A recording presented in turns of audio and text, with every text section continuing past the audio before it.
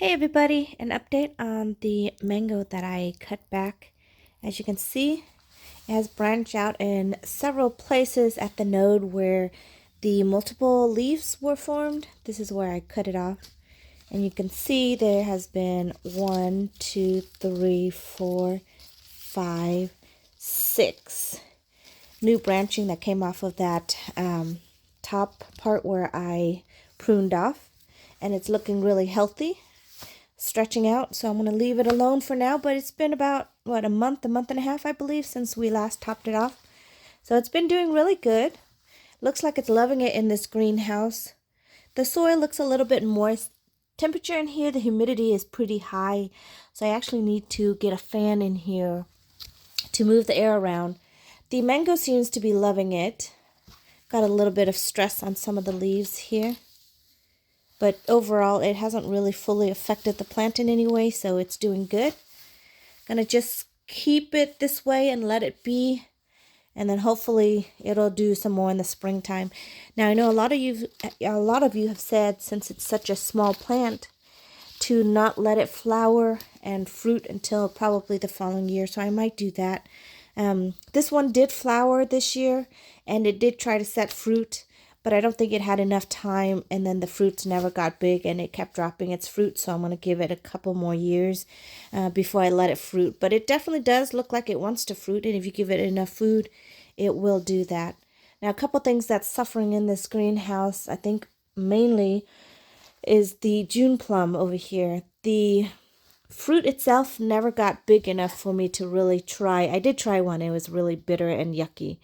So I think what I'm going to do is come in here, and it's got like all this sticky stuff on it, sap.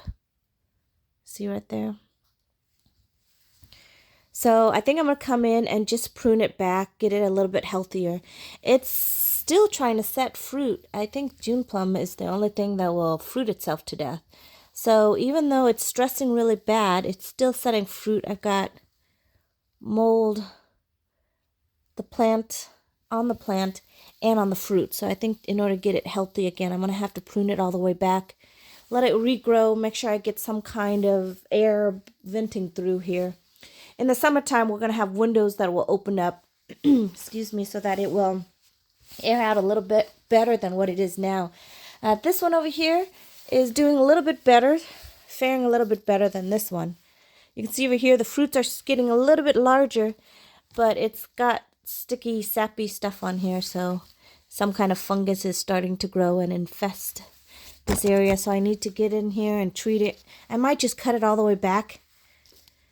You see, with no humidity, the fruit will start to rot and mold up just like that, so I need to do a better job. But we've been traveling so much, and then with family, look, you can see all the bugs and gnats, so I think I'm going to have to come in here and spray it.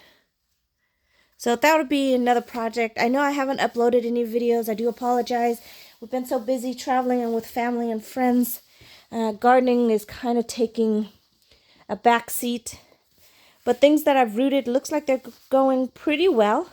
I've got some color in here, which is really nice to see in the dead of winter. Look at that. Isn't that beautiful? These are coleus that I've had cuttings made, and they are loving it in this greenhouse and growing very well. So I've got this variety over here, another variety, this is a different one, and a couple more over there. The Thai chili peppers are doing good over here, and a couple more coleus. Excuse me. Some more coleus are still shooting out. Aren't those beautiful? Man, just a bright pop of color for the winter time. Definitely worth it. All right, let me get to doing all the other chores, but everything looks pretty good in here, so thank you so much for watching. That is the update for the mango, how it's doing. This is the Glen mango, purchased from fastgrowingtree.com. It's doing great, and I can't be happier. The only thing I'm concerned about is I don't know why it's drooping like that. Maybe it's supposed to do that. I haven't had it long enough to really know the forming habits of it, but it looks like it's drooping to the side, but it's got new branches, so I mean, it's kind of leaning upward. So it's not like it's drooping to where it's unhealthy, but I just thought that these branches would be a lot stronger than what they are and sticking upright as opposed to leaning like that. So if you have any suggestions, please feel free to comment below.